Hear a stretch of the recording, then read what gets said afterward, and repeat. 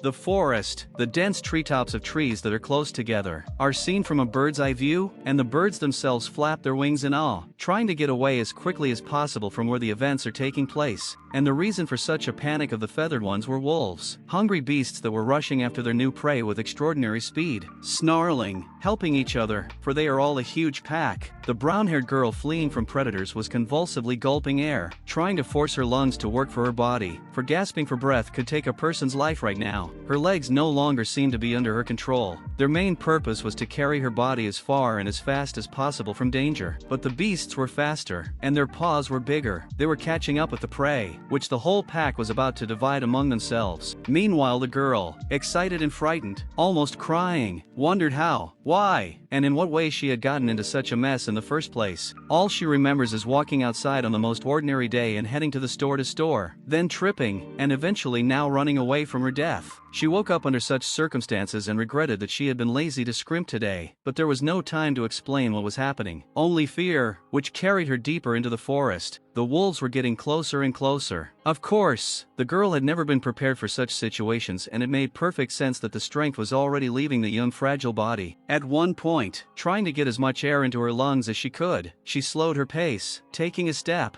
Eventually she stopped altogether, leaning against a tree in an attempt to catch her breath and just for support so she wouldn't fall. She leaned over, her strength gone, sweat running down her face and her eyebrows creased in a pitiful grimace at the realization that this was the end of a life that wasn't as long as it could have been. The sounds of howling of the caught-up animals made the girl in a short gray dress turn around to face the enemy, or rather opponents. It is unlikely to survive in a fight with a single wolf, and there are a whole bunch of them. One of the raptors slowly stepped forward, growling and showing distaste on its muzzle. The paws of the forest sanitarians snuck quietly, soundlessly sneaking toward their future meal through the green grass, instilling even more anxiety from the feeling that time had eerily slowed down. Being in tears, the girl fell on the floor, trying to get through to the great huge dogs, as if they understand her, so that they did not touch the victim, because she is thin and not tasty, one skin and bones. Who would want to eat such a thing? The gift of persuasion didn't work with wolves. The recently quietly approaching beast lunged at the girl with a savage growl in anticipation of her blood and flesh in its mouth. There seemed to be a cry for help throughout the forest, and judging by the frisky rustling in the bushes that traveled from plant to plant, someone was already rushing to help after all. Closing her eyes in horror, the girl was already waiting to be torn apart by untamed animals, that she would die right now. And after all, she hadn't even given her first kiss to a sexy guy, not to mention marriage. But there was one thing, she still felt no pain for some reason. With the thought that she was too young to die like this, the young maiden opened her eyes when she heard strange sounds. In front of her was a beast from the cat family, a cheetah I think, that had torn apart a wolf trying to devour a man, for which he paid with his life and lay bleeding, soaking the grass and ground beneath him with it. The other members of the pack began to tremble with fear at the sight of their now death threats. From wild and vicious wolves they turned into cowardly puppies being bullied by their master. With another warning growl and a lunge toward the gray dogs, the cheetah proved that he was in no mood for jokes and let him drag his paws away for the time being. Terrified and frightened, whimpering and shuddering at the sudden enemy, the forest dwellers hurried away in the opposite direction from where they had recently come, chasing after the girl. Speaking of her, the huge cat in spots turned around to the victim of the forest masters sitting under a tree. The young lady did not understand what was going on. She wanted to keep her distance from the wolves, just as she did with the wolves, but she was still worried about one thought. She had just been saved by a cheetah, but he was not a dolphin to save people. The girl met her eyes with the beast, looking directly into the vertical pupils of the yellow eyes, and something immediately began to happen. The animal began to transform in the moment. The pupils rounded, and the features of the muzzle began to resemble a human face. Strands of hair fell from the head. This all happened until there was already a guy, a human creature, standing on all fours on the grass. He wouldn't be distinguishable from a normal man if it weren't for the ears on his head. His yellow eyes were playfully happy. A couple of scars were visible on his left cheek, and a red tooth pendant dangled from his neck. The girl was not calmer from what she had seen, as it was impossible for a cheetah to turn into a human being, or any animal for that matter, and he was standing without clothes, making it awkward. The boy's tail rose higher into the air as he crept closer to the stunned girl, who was trembling at what she saw. Looking directly into the face of the rescued, his eyes lit up with sparks of admiration, and his heart as if beat into drums, speeding up the flow of blood inside the body. What a beautiful girl, where only such cute go. Something like that was spinning in the head of the redhead. The young lady was indeed very pretty. Her brown hair developed peacefully by the wind, playing with every strand. Her huge gray eyes sparkled in the sun. Only the waters of shock and anxiety did not leave her pretty face. At the same time, the guy got even closer and began to sniff the owner of a fragile body, dressed in a gray outfit. It further embarrassed the girl. She did not understand what this strange cheetah is trying to do and whether she should be on guard. In an instant she shivered at the one who was examining her so thoroughly and decided to stop such experiments on herself with the question of why the guy had no clothes. But the interviewee was not embarrassed by that. After all, it was just the two of them here. As the maiden staggered backward, she had the misfortune to place her foot incorrectly, causing the pain to flare sharply in the limb. She did not understand why she deserved it all. Did Mrs.